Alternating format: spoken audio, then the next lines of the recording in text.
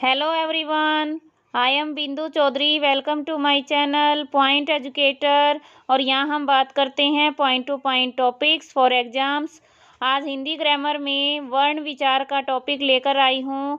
आप अगर हिंदी भाषी हैं तो आपके लिए ये टॉपिक बहुत ज़्यादा इम्पोर्टेंट है। आपको पता होना चाहिए कि स्वर और व्यंजन हैं उनको कितनी तरह से विभाजित किया जा सकता है, कितने प्रकार हैं, और एग्ज़ाम्स में भी बहुत ज़्यादा इम्पोर्टेंट रहता है। इसलिए वीडियो को पूरा देखें, आपको अच्छा लगेगा।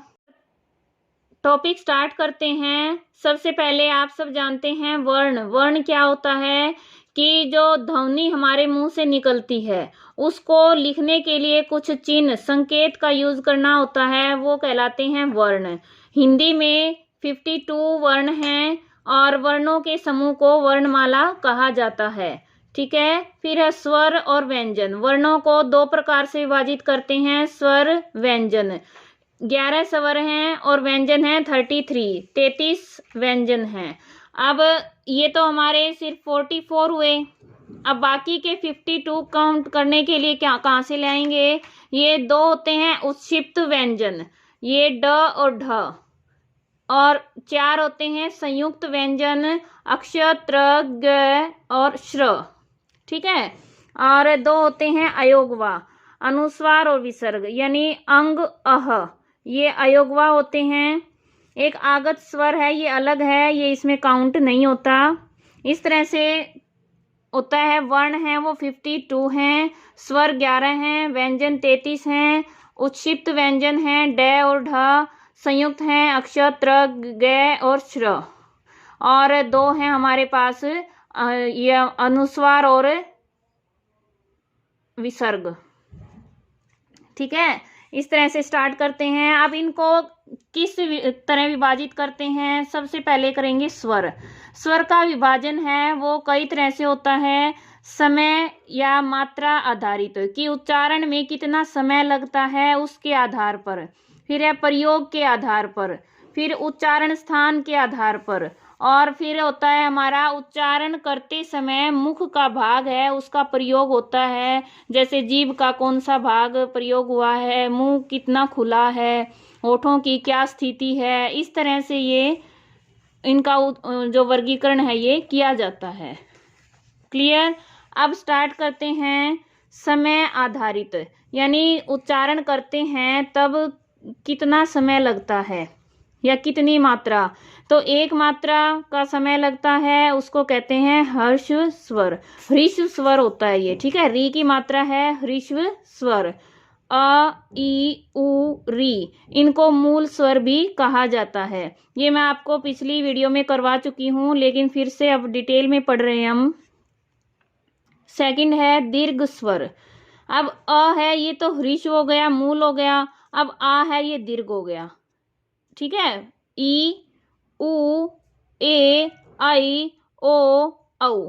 अब कई क्या समझते हैं कि जो ये है ए, ओ, ये वही ह्रीश्व में है, लेकिन क्यों नहीं है ये ह्रीश्व में? क्योंकि ये अ और ई के योग से बनी है, इसलिए क्या ये दीर्घ है। ऐसे ही ओ है, ये अ और उ के योग से बनी है, इसलिए ओ है, ये भी दीर्घ में आता है, ये ह्रीश्व में काउंट नहीं होते। ठीक है। अब एक नाम आता है प्लुत। प्लुत में सिर्फ ओम है, इसको ही माना जाता है। ह्रीश्व में एक मात्रा का समय लगता है, दीर्घ में 2 मात्रा का समय लगता है उच्चारण में, और प्लुत में 2 से अधिक मात्रा का समय लगता है। ठीक है। इस तरह से ये हो गए हमारे समय या मात्रा पर आधारित। सेकंड है हमारा प्रयोग के ऊपर है जो निर्भर, प्रयोग आधारित। स्वतंत्र रूप में, मात्रा के रूप में। अब स्वतंत्र रूप में यानी सीधा ही जो ये हमें स्वर दिख रहे हैं ना, इनको एज इट इज यूज करना। और मात्रा के रूप में आपको पता है अ की मात्रा कौन सी होती है? खड़ी पाई। फिर ई की मात्रा होती है। इस तरह से मात्रा का रूप होता है। अब स्वतंत्र रूप में कितने हैं? कुल कितने हैं? 11 स्वर, लेकिन मात्राएं कितनी हैं? 10। क्यों है? क्योंकि अ की कोई मात्रा नहीं होती। ठीक है, इसलिए मात्राएं 10 हैं। नेक्स्ट है उच्चारण स्थान पर आधारित। ये उच्चारण स्थान का टॉपिक मैं आपको अच्छे से करवा चुकी हूँ, उसमें मैंने क्लियर करवा दिया था। अब हम थोड़ा थोड़ा पढ़ेंगे। कंठ है, कंठ से उच्चारण होता है, फर्स्ट टू हैं। फिर तालव्य, तालु से। मूर्धन्य, मूर्धा से। ठीक है। और ओष्ठ है, कंठ तालव्य और कंठोष्ठ है। ये मैं आपको उसमें वीडियो में कंप्लीट करवा चुकी हूँ। आप जिसने नहीं देखा है आप वीडियो में देख सकते हैं प्लेलिस्ट में जाकर। ठीक है। नेक्स्ट है उच्चारण समय। जो हम उच्चारण करते हैं उस समय मुख का कौन सा भाग यूज होता है, उसके आधार पर है जीभ का भाग, कि जीभ है उसका अग्र यानी अगला, अगला हिस्सा प्रयोग हुआ है या पिछला हिस्सा प्रयोग हुआ है या मध्य भाग प्रयोग हुआ है। इस तरह से तीन होते हैं, अग्र भाग, पश्च भाग और मध्य भाग। मध्य में सिर्फ अ है और पश्च अग्र में ई ए ऐ, पश्च में आ उ ओ औ ओ, और ये ओ है ये होता है आगत स्वर। ठीक है। ये कौन सा होता है, आगत स्वर, यानी दूसरी भाषाओं से आया हुआ होता है और इसे अर्धचंद्राकार भी कहा जाता है। इसमें बिंदी नहीं होती, सिर्फ ये अर्धचंद्र बना होता है, इसलिए अर्धचंद्राकार भी कहा जाता है। और ये फारसी, इंग्लिश इन भाषाओं से आया है, इसलिए इसे आगत स्वर कहा जाता है। जैसे डॉक्टर है, ठीक है, होल है, कॉफी है, बोल है, तो इस तरह से कई वर्ड्स में इसका यूज किया जाता है। ओके। इसके बाद हमारा है, हम यहाँ थे इसी पे चलते हैं। पहले अग्र हो गया, पश्च हो गया, फिर मध्य। मध्य में सिर्फ अ, इसका मतलब है कि जीभ का जो मध्य भाग है वो थोड़ा सा हल्का सा उठता है उच्चारण के समय। ठीक है। यहाँ पे पिछला भाग है ये उठता है, यहाँ अग्र भाग। बोल के देख सकते हैं आप, उच्चारण करके देखें तभी समझ में अच्छे से आएगा। फिर है मुंह खोलने के आधार पर, मुंह किस मात्रा में खुलता या बंद होता है, इस आधार पर इसका वर्गीकरण किया गया है। सबसे पहले है संवृत। संवृत क्या होता है, जिन स्वरों के उच्चारण में मुख सबसे कम खुलता है। ठीक है। संवृत यानी कम खुलता है वो या ढका हुआ रहता है, उसमें होता है संवृत, ई उ। और दूसरा है अर्ध संवृत। अर्ध संवृत यानी संवृत से कुछ अधिक खुला होता है। संवृत में तो बिल्कुल ही कम खुला रहता है और अर्ध संवृत में उससे थोड़ा अधिक खुल जाता है, ई उ। फिर है विवृत। विवृत हो गया जिसके उच्चारण में मुंह सबसे अधिक खुलता है। वी यानी विशाल, विशाल से याद कर सकते हैं, वृत बड़ा, वृत सर्कल बन जाता है। ठीक है। पूरा खुल जाता है, ये होता है ओ, ये होता है आ ए औ। ठीक है। फिर है अर्ध विवृत, ये इसमें इसकी तुलना से थोड़ा सा कम खुला होता है, आधा खुला होता है, ए ओ ओ। क्लियर। अब हमारा है होठों की स्थिति पर आधारित, कि जब हम किसी स्वर का उच्चारण करते हैं तो हमारे होठों की जो स्थिति है वो कैसी बन जाती है। इसमें 2 टाइप हैं, वृत्ताकार और अवृत्ताकार। ठीक है। वृत्ताकार यानी गोलाकार और अवृत्ताकार गोलाकार नहीं होती।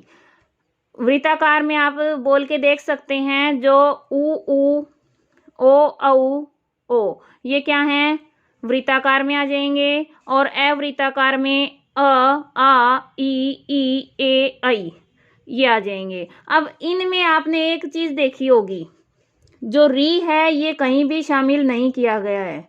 री है ये संस्कृत में यूज होता है, जो तत्सम शब्द होते हैं जो संस्कृत से समान रूप से हमें हिंदी में प्रयोग करने के लिए प्रयुक्त किए गए हैं। ठीक है। हम हिंदी में समान वही शब्द यूज कर लेते हैं संस्कृत के, तो तत्सम शब्दों में री का प्रयोग होता है, हिंदी में री का प्रयोग नहीं मिलता, इसलिए ये सब इसमें री का है वो शामिल नहीं है। अगला है, अब इसको मैंने समझाने के लिए एक फिगर बनाई है कि आप इजीली समझ सकें। संवृत, अर्ध संवृत, यानी यहाँ बिल्कुल ही नहीं खुला, यहाँ थोड़ा सा खुल गया मुंह, यहाँ फिर आधा खुल गया, यहाँ पूरा खुल गया। ठीक है। ये जीभ का अग्र भाग हो गया, ये मध्य हो गया, ये पिछला भाग हो गया। इस तरह से अब मध्य में कौन है? अ, और आ है ये अर्धविवृत में भी है, इसलिए इन दोनों में क्या आ गया? ये शामिल हो गया। इस तरह से विवृत में क्या है? आई, और ये अग्र में है, इसलिए इस लाइन में ये आ गया। ये लाइन है, ये इसी तरह रिप्रेजेंट की मैंने। यहाँ पे ये पूरा खुल रहा है, फिर ये धीरे धीरे थोड़ा थोड़ा खुलते हुए यहाँ पे बिल्कुल नहीं खुल रहा। ठीक है, इस तरह से किया है मैंने, और इसका आप स्क्रीनशॉट ले सकते हैं इस फिगर का और अच्छे से पढ़ सकते हैं। ठीक है, ये मैंने आपको ऊपर समझा दिया है। अब इसमें एक छोटा सा पॉइंट और रहता है, ये मैंने आपको बताया आगत स्वर है, ये है ओ, और अयोगवा, अयोगवा में दो हैं, अनुस्वार और विसर्ग।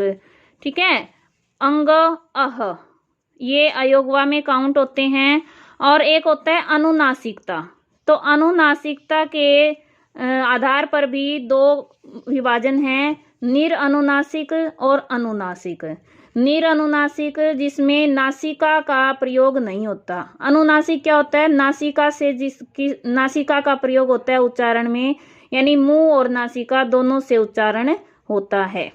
ठीक है, और अनुनासिकता है, ये स्वरों का गुण है। ठीक है, और अनुस्वार क्या होता है? स्वर के पीछे, अनु क्या होता है? बाद में, कि उसके बाद होता है, ये पंचम वर्ण होता है। ठीक है, व्यंजन का जो पंचम वर्ण होता है उसका ज्यादा यूज होता है, अनुस्वार होता है। और अनुनासिक में चंद्रबिंदु होता है, अनुस्वार में सिर्फ बिंदी का प्रयोग होता है। क्लियर हुआ? अब इसके बाद अगला है हमारा, इसमें थोड़ा सा और पॉइंट बता देती हूँ आपको मैं। अनुस्वार एक व्यंजन वो है, ध्वनि है। ठीक है, अभी बताया ना मैंने, ये तो स्वरों का गुण है, और अनुस्वार है ये व्यंजन ध्वनि है, और ये पंचम वर्ण होता है, और ये किसी भी व्यंजन के ऊपर लग जाता है, और इस तरह से इनका अंतर हम कर सकते हैं। क्लियर हुआ? अब ये अनुस्वार है, ये जिस वर्ण के ऊपर लिखा जाता है ना उसके बाद बोला जाता है। जैसे संत, तो स के ऊपर बिंदी है तो स के बाद बोला जाता है।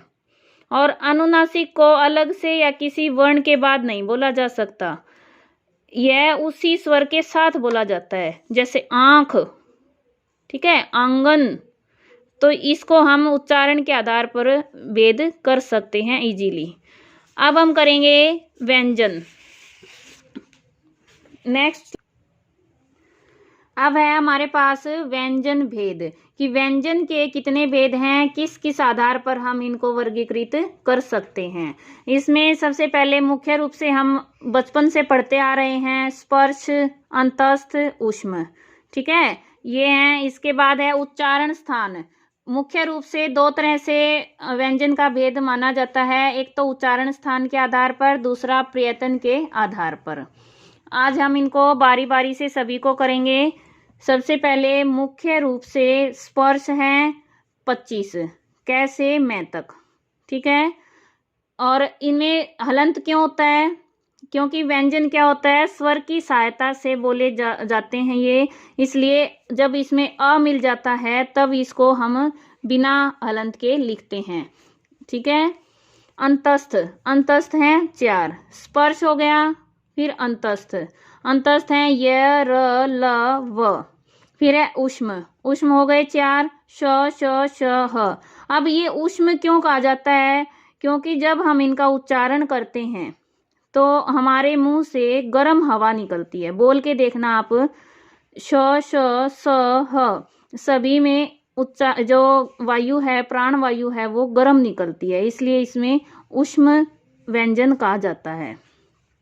ठीक है, और अंतस्थ है यानी अंदर से कुछ महसूस होता है कि अंदर से आवाज आ रही है, य, र, ल, व, अंदर गुंजन होता है हमारे।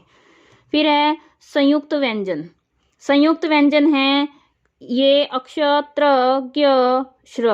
ज्ञ को ज्ञ कहते हैं, वैसे शुद्ध भाषा में इसको ज्ञ कहते हैं, संज्ञा। ठीक है, हम संज्ञा कहते हैं, विज्ञान कहते हैं, विज्ञान, संज्ञा, ऐसे होता है ये। अब श है ये क और श। ठीक है, इनसे मिलके बना है त्र है ये, त और र, जे जे जय और ये, श्र श और र। ये चार क्या हैं? संयुक्त व्यंजन, यानी दो व्यंजन के मेल से बने हैं। अब इनमें से ये तीन तो हैं, ये संयुक्त व्यंजन अकेले हैं, लेकिन श्र को मिश्रित व्यंजन भी कहा जाता है। ठीक है, श्र को मिश्रित व्यंजन भी कहा जाता है। अब है गृहीत, उत्क्षिप्त, गौण, ताड़ित। ये सब एक इन दो का ही नाम है। पेपर में बार बार अलग अलग नाम दे देते हैं। गृहीत यानी ग्रहण किए हुए, कि ये पहले नहीं थे, बाद में ग्रहण किए गए हैं, शामिल किए गए हैं। उत्क्षिप्त क्यों कहा जाता है? क्योंकि इनके उच्चारण में जो जीभ है ये ऊपर उठकर मुर्दा को स्पर्श करके अचानक से नीचे गिरती हुई प्रतीत होती है। ठीक है, उत यानी ऊपर उठ के, क्षिप्त यानी नीचे गिरना। तो जीभ है वो ऊपर उठकर अचानक से नीचे गिरती है, इसलिए इसे उत्क्षिप्त व्यंजन कहते हैं। गौण क्यों है? क्योंकि गौण क्या होता है? एक तो मुख्य होता है, एक गौण होता है। मुख्य होते हैं जो शुरू से होते हैं, मूल रूप से होते हैं, बाद में जो शामिल होते हैं वो गौण हो जाते हैं। ठीक है, फिर है ताड़ित। ताड़ित व्यंजन भी इन्हीं को कहा जाता है। अब बात करते हैं हम अंतस्थ व्यंजन। अंतस्थ व्यंजन वैसे तो चार हैं, लेकिन इनको भी तीन प्रकार से डिवाइड कर दिए हैं। चार, इनको भी तीन भाग बना दिए, और पेपर में मोस्ट इम्पोर्टेंट रहते हैं इनमें। अब जो पहला है य और व, य और व, इनको अर्ध स्वर भी कहा जाता है, क्योंकि इनमें देखो जब उच्चारण करते हैं तो अ की साउंड आ रही है, य व, तो ये अर्ध स्वर में भी गिने जाते हैं। और दूसरा हो गया हमारा र। र है ये लुंठित है। ठीक है, इसको लाठी से याद कर लो, लाठी गोल गोल होती है, इस तरह से जब र को बोल रहे हैं तो हमारी जीभ है वो गोल गोल घूमती हुई महसूस होती है। ठीक है, ल है ये पार्श्विक है। ये मैं वैसे वीडियो में पहले करवा चुकी हूँ, फिर से बता रही हूँ। पार्श्विक यानी पार्श्व क्या होता है? पीछे से। तो ल का जब हम उच्चारण कर रहे हैं तो हवा है वो साइड से, जीभ की दोनों साइड से निकल रही है, और हमें लगता है कि जीभ ने हमारे मुंह को, जो आगे के भाग को है वो बंद कर दिया है, लेकिन साउंड आ रही है। तो ये पार्श्व हो गया, पार्श्विक ल। ठीक है, जैसे पार्श्व गायिका होती हैं, गायक होते हैं, जो प्ले बैक सिंगर होते हैं, इसी तरह से ल की साउंड है ये पीछे से आती है, इसलिए ये पार्श्विक कहलाता है। ठीक है, इंपॉर्टेंट है, इनको अच्छे से याद कर लेना। नेक्स्ट है हमारा उच्चारण स्थान पर आधारित। ये हम लास्ट वीडियो में करवा चुके हैं, एक बार बस बता देती हूँ। कंठ है, क वर्ग है, वैसे क वर्ग, च वर्ग, ट वर्ग, त वर्ग, प वर्ग लाइन से याद करेंगे, 5 भाग लाइन से याद करेंगे। ठीक है, उच्चारण स्थान के। फिर य र ल ये करेंगे लाइन से, श श श, और ह है ये क वर्ग में है, कंठ में है। ठीक है, और फिर हमारा है दंतोष्ठ। यहाँ तक 5 भाग हो गए। फिर है दंतोष्ठ में व और फ। अब इसके नीचे नुक्ता है, ये देखना, नुक्ता लगी है ये। ठीक है, और ये उर्दू फारसी से आए हुए शब्द होते हैं, तो ये आगत में भी आ जाते हैं, वो आगे हम करने वाले हैं। फिर है वत्स्य। वत्स्य क्या है? दंत मूल, कि दांत की जो ऊपर वाले दांत हैं उनके मूल पर स्पर्श होती हुई महसूस होती है जो हमारी जीभ है। स ल ज र, ये ज है, ये भी नुक्ता वाला है। ठीक है, ये ध्यान रखना है, कहीं आप कंफ्यूज हो जाएं कि ज यहाँ से यहाँ कहाँ आ गया, ज तो यहाँ था तालव्य में। ठीक है, ये बिना नुक्ता का है, ये नुक्ता वाला है।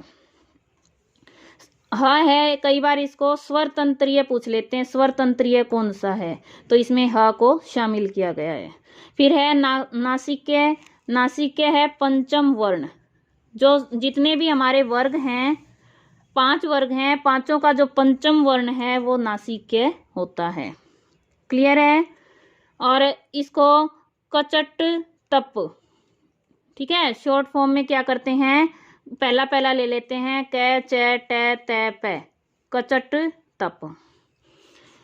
फिर है अगला, प्रयत्न के आधार पर। प्रयत्न होता है कि जिसके कारण उच्चारण अवयव जो वायु के मार्ग में अवरोध पैदा करते हैं ना, कि जैसे कहीं वे स्पर्श करते हैं, कहीं उच्चारण स्थान के बहुत निकट पहुंच जाते हैं, जिससे वायु घर्षण करती हुई बाहर निकलती है, और कहीं पर वो स्वर तंत्रियों के कंपन करती हुई निकलती है, या कहीं मुख से कम या अधिक हवा निकलती है, नासिका से अधिक निकलती। इस तरह से प्रयत्न के आधार पर है वो 3 प्रकार माने गए हैं व्यंजन के। ठीक है, सबसे पहला है स्वर तंत्रियों में कंपन। पहले हम इसको समझ लेते हैं कि स्वर तंत्र क्या होता है। तो सभी के गले में एक स्वर यंत्र होता है, और ये मांसपेशियों की बनी 2 झिल्लियां होती हैं, जिन्हें स्वर तंत्रियां कहा जाता है। और फेफड़ों से जब हवा निकलती है तो मुख तक आने के लिए ये स्वर तंत्रियों से टकराती है, जिससे ये झंकृत होती हैं, यानी इनमें झंझनाहट, कंपन पैदा होता है। ठीक है, और इस कंपन के कारण कभी तो ये आपस में निकट आ जाती हैं, 2 झिल्लियां हैं ना, तो दोनों झिल्लियां कभी तो आपस में निकट आ जाती हैं और कभी दूर दूर हो जाती हैं। तो इस तरह से इनमें क्या है, गूंज उत्पन्न होती है। घोष यानी गूंज, तो गूंज उत्पन्न होती है, इसलिए इनका 2 तरह से वर्गीकरण किया जाता है कि जब गूंज होती है, नाद होता है, वो वायु में शामिल हो जाता है तो उसे सघोष कह देंगे, घोष कह देंगे, और जब गूंज नहीं होती तो उसे अघोष व्यंजन कह देंगे। क्लियर हुआ आपको? अब इसके बाद हम करेंगे घोष। घोष में कौन कौन से शामिल किए गए हैं? जो ये हमारे वर्ग हैं, कै वर्ग, च वर्ग, ट वर्ग, तो इनके तीसरा, चौथा, पांचवा। ठीक है, कैसे? जैसे कैक है, इसको छोड़ दो, ग घ। अब आप उच्चारण करके देखिए, स्वर में अलग सा ही आपको कंपन महसूस होता है, यानी उसमें नाद, गूंज उत्पन्न होती है। और पहला दूसरा अघोष है, क ख। ठीक है, ग घ ड़, तो उसमें घोष है। तो पहला दूसरा तो अघोष हो गया, और तीसरा, चौथा, पांचवा जो वर्ण है ये घोष हो गया। क्लियर?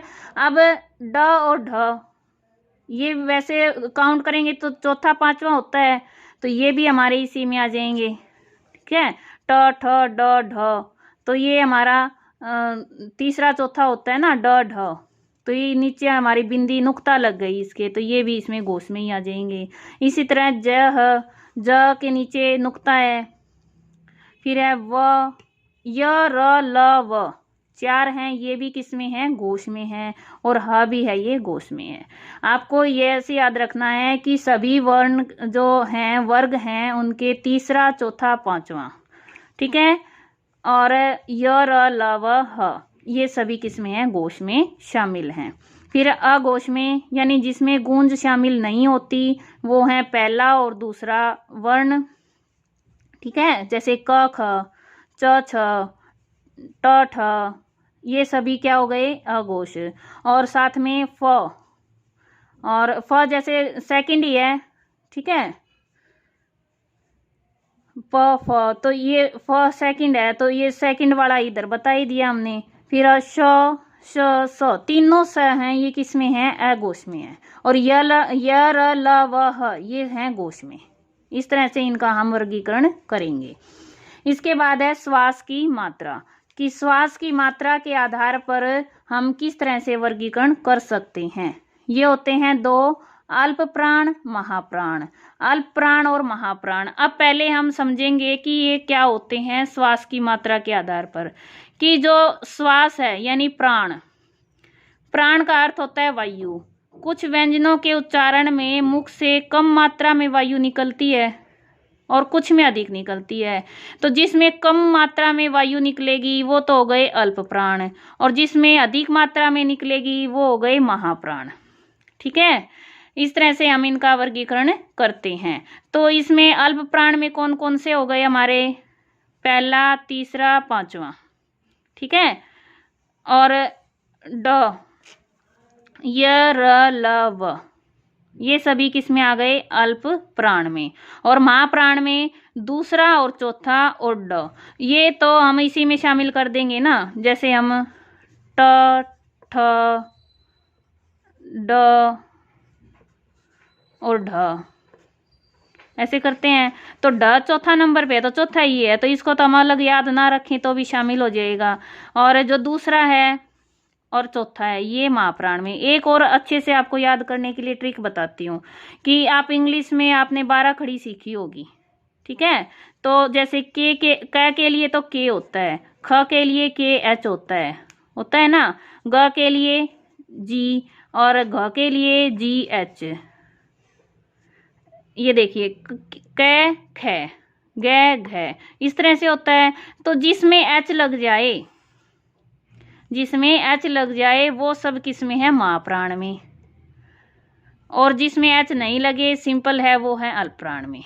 याद रहेगा आपको। श्वास की मात्रा के आधार पर हम इस तरह से वर्गीकरण कर सकते हैं। नेक्स्ट है हमारा, इसके बाद है हमारा श्वास का अवरोध। कि जो प्राण है, श्वास वायु है, प्राण वायु, जब कोई अंदर से व्यंजन उच्चारित करते हैं, ठीक है, तो वो जो प्राण है उसका रास्ता अवरुद्ध हो जाता है, मार्ग है वो रुकावट हो जाती है मार्ग में।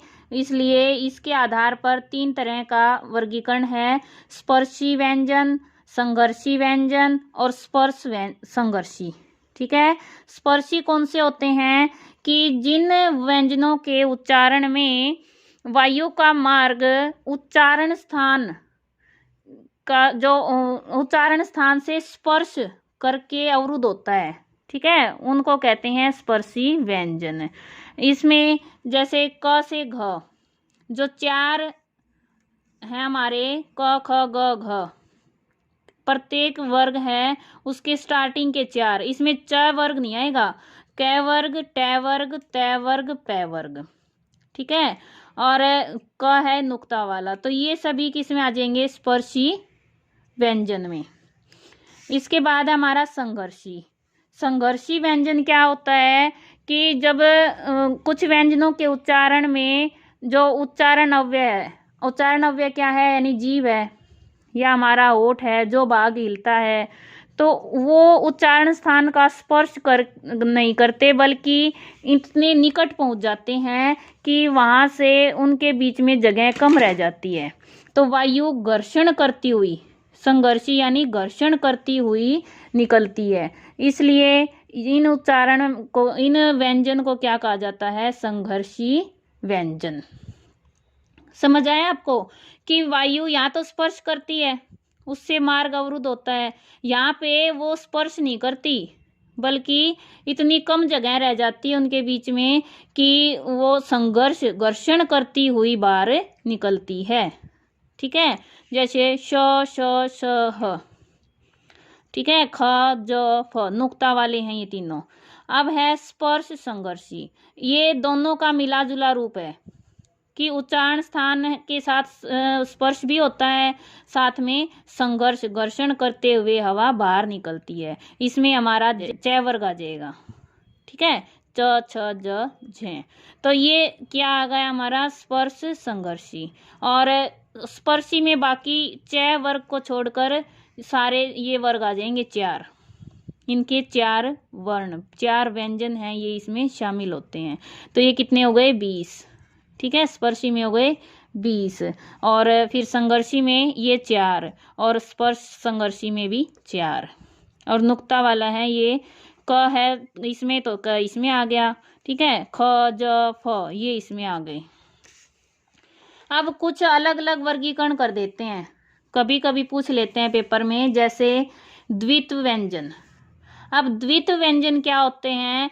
कि जो व्यंजन है ना वही दूसरी बार यूज हो जाए, सेम व्यंजन, एक आधा है इसमें, ठीक है, हलंत वाला है, दूसरा पूरा है जिसमें ए या आ मिला होता है। तो इस तरह से क्या है कि एक ही व्यंजन का 2 बार प्रयोग, ये हो गया द्वित्व, 2 बार प्रयोग। फिर है वर्ण संयोग, कि 2 वर्णों का योग हो जाता है, जुड़ जाते हैं। तो एक है जो पहला है वो हलंत वाला होता है, आधा होता है, दूसरा पूरा होता है। और फिर है आगत व्यंजन, कि कुछ व्यंजन हैं वो दूसरी भाषाओं से हिंदी में शामिल कर लिए गए हैं, यूज करने लगे हैं, जैसे ज और फ।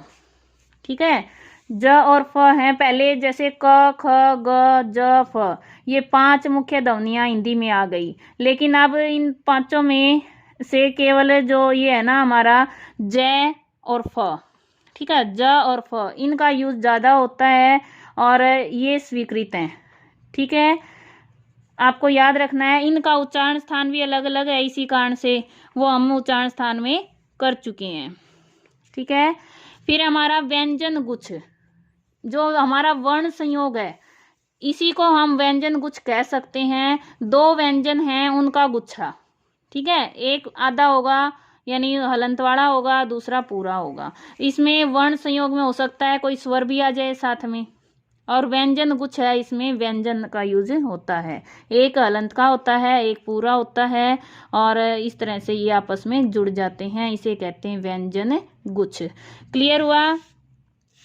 उम्मीद है ये सब आपको समझ आया होगा। अब कुछ और हैं, जैसे वो व्यंजन के भेद और स्वर के भेद तो नहीं हैं, लेकिन भाषा में, हिंदी भाषा में उनका यूज होता है। ठीक है, वो हम करेंगे, थोड़े से 2-3 पॉइंट हैं, कर लेते हैं, इंपॉर्टेंट हैं पेपर में। अब कुछ शब्द हैं कई बार पेपर में आ जाते हैं, जैसे बलाघात है, ठीक है, सुर परिवर्तन, तान, अनुतान है, संहिता है, संगम है, इस तरह के वर्ड हैं, उनको भी हम थोड़ा थोड़ा देख लेते हैं।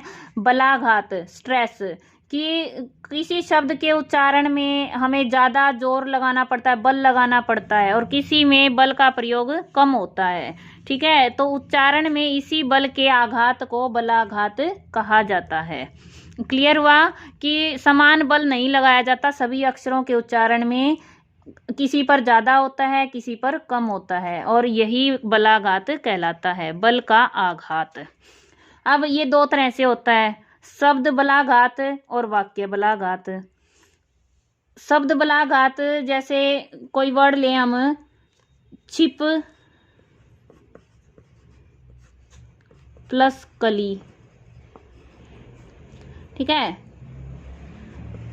छिपक प्लस ली, तो इसको 2 तरह से बोलते हैं, कोई तो कहेगा छिपकली या छिपकली, तो दोनों का प्रयोग अलग अलग सेंस दे रहा है, कर रहा है ना, कि कहाँ पर बल का प्रयोग ज्यादा हो रहा है, छिपकली और छिपकली, तो ली पर ज्यादा बल दिया है, इसमें कली पर, इस तरह ये होता है शब्द बलाघात। और वाक्य बलाघात क्या होता है कि वाक्य के पहले अंश पर ज्यादा प्रयोग है बल का, या बाद वाले पे, जैसे राम आता है, तो राम आराम से बोल दे राम आता है, और दूसरा बोल दें राम आता है। ठीक है, तो अब है पे ज्यादा प्रयोग कर लिया बल का, इस तरह से होता है वाक्य बलाघात। ठीक है, ये वर्ड है शब्द बलाघात, वर्ड स्ट्रेस, और ये सेंटेंस स्ट्रेस। अब है हमारा सुर परिवर्तन, कि सुर परिवर्तन उतार चढ़ाव। वैसे म्यूजिक कोई जानता है, संगीत के जो स्टूडेंट होते हैं उनको अच्छे से पता होता है, और हम बोलते वक्त भाषा में भी सुर का परिवर्तन करते रहते हैं। ठीक है, कभी हम एक सुर में बोलते बोलते आवाज़ धीमी कर देते हैं, कभी तेज कर देते हैं। गुस्से में हमारी टोन क्या होती है भाई, बहुत ही चढ़ाव वाली होती है ना, हम बहुत ज़्यादा जोर से बोलते हैं, हमारा सुर परिवर्तन एकदम से चेंज हो जाता है। यही होता है कि उतार चढ़ाव, चढ़ाव है वो आरोह कहलाता है, और उतार है उसको अवरोह कहा जाता है। और इसमें 2 वर्ड आते हैं, तान, अनुतान। ठीक है, जब किसी भाषा में शब्द का अर्थ बदल जाता है, तान क्या होता है कि उस भाषा में शब्द का अर्थ ट्यूनिंग के कारण बदल जाता है, तो वो तान कहलाता है। जैसे चीनी भाषा है ना, चीनी भाषा में माँ शब्द है, इसके कई अर्थ हैं, माँ, घोड़ा, ठीक है, पटुआ, दोष निकालना, इस तरह से कई अर्थ हैं, लेकिन इसका उच्चारण है ना, उसके आधार पर ही इनका शब्द का अर्थ समझा जाता है चीनी भाषा में। इसी तरह से होता है अनुतान, कि ये तो हो गया कि शब्द का अर्थ बदल गया, लेकिन जब वाक्य का ही अर्थ बदल जाए तो वो अनुतान कहलाता है। जैसे कहा जाए कि भाई मोहन जाएगा, इसको समझने की कोशिश कीजिए। मोहन जाएगा, ये सिंपल सेंटेंस है, साधारण वाक्य है, और इसके आगे ये लगा दिया, यानी बोल रहे हैं तभी पता चल जाता है मोहन जाएगा, तो विस्मयादिबोधक। मोहन जाएगा तो सरल साधारण हो गया, ठीक है, और मोहन जाएगा क्वेश्चन मार्क हो गया। 3 तरह से हम इस शब्द को, इस वाक्य को बोल सकते हैं। तो जब वाक्य का अर्थ बदल जाए बोलने में, ठीक है, सुर परिवर्तन से, तो क्या होगा, अनुतान। और जब सुर परिवर्तन से शब्द का अर्थ बदल जाए तो तान। इतना ही पूछा जाता है। इसके बाद है संगम या संहिता। क्या होता है कि कभी कभी हम जब बात करते हैं, भाषा का प्रयोग करते हैं, तो कभी तो हम बिना रुकावट बोलते जाते हैं, कभी थोड़ा रुक कर बोलते हैं, ठीक है। तो उच्चारण में जो ये रुकना होता है, 2 ध्वनियों के बीच क्षणिक विराम ही क्या कहलाता है, संगम या संहिता कहलाता है, ठीक है। 2 ध्वनियों के बीच जो क्षणिक विराम होता है, क्षण भर का, वो होता है संहिता या संगम। जैसे सिर का, अब हम ये कह दें सिर का दर्द, तो सिर का दर्द समझ जाएंगे, उसमें हम सिर और का को थोड़ा सा हटा के लिखेंगे, लिखते समय भी पता करेंगे, और जब बोल रहे हैं तो पता चल रहा है कि भाई सिर का दर्द। एक कह दें सिर का लेके आना, ठीक है, तो ये सिर का हो गया और ये सिर का हो गया अलग से। तो इस तरह से जो क्षणिक विराम है इनके बीच में, ये क्या कहलाता है, संहिता या संगम। क्लियर हुआ। इस तरह से काफ़ी सारे वर्ड्स आ जाते हैं और हम पेपर में कंफ्यूज हो जाते हैं। आज मैंने कोशिश की है कि आप इन सब वर्ड्स को समझ सकें और एक ही जगह आपको सारा मैटर मिल सके। उम्मीद है आपको ये समझ आई होगी, वीडियो अच्छी लगी होगी, और अगर आपको पसंद आई है तो प्लीज़ लाइक और शेयर करना ना भूलें, और अगर नए हैं तो चैनल को सब्सक्राइब करें। मिलते हैं नेक्स्ट वीडियो में नए टॉपिक के साथ। Thanks for watching. और हाँ भाई, बेल आइकन दबाना ना भूलें, क्योंकि घंटी बजाओ, नोटिफिकेशन पाओ।